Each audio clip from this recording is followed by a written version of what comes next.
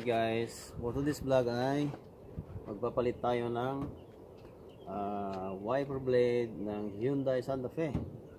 Ayan. So ito ay size 26 and size 16. Ayan. So boost siya guys. So ang 16 ay on your side, ang 26 ay nasa driver side. So palitan na natin guys. Tara, samahan nyo ako. Alright, so ganito lang magpalit ng wiper blade. So kita nyo to guys, meron siyang clip dito. So i-push nyo lang ganyan, tapos tulak nyo guys, yan. Tapos balik nyo. Alright, tanggalan natin. So, ang lalagay natin ay ito, Bosch brand. So, mayroon siyang clip dito, dalawa. Dito nyo.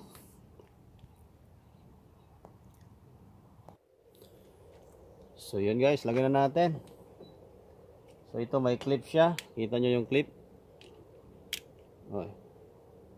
Yan, lagyan nyo lang. Tapos, lagay natin tong wiper blade, i-hook lang natin na ganyan. Tapos hilain. Yan. Tapos i-lock nyo guys. Yan. Alright. So next, palitan natin yung mahaba. So yan guys, i-focus natin para makita nyo yung tanggal ko. So ito, i-press nyo lang to, press. Yan. Tapos iangat nyo, tapos tulak nyo, balik nyo. Alright, lagyan natin tong isang wiper blade.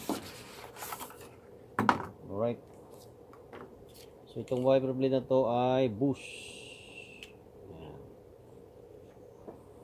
Ganun din natin ilagay guys. Lagay mo ganyan. Tapos tulak. And then put it back. The lock. Clip lock. Ayan. Ganun lang guys. Palit ng wiper blade, mga idol. Try natin.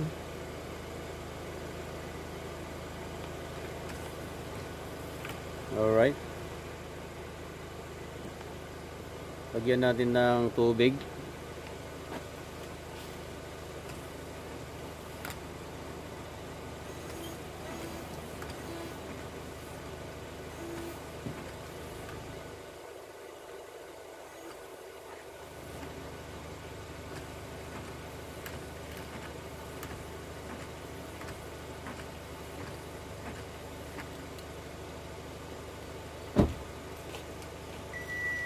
Ayan guys, ganoon lang magkabit ng wiper blade.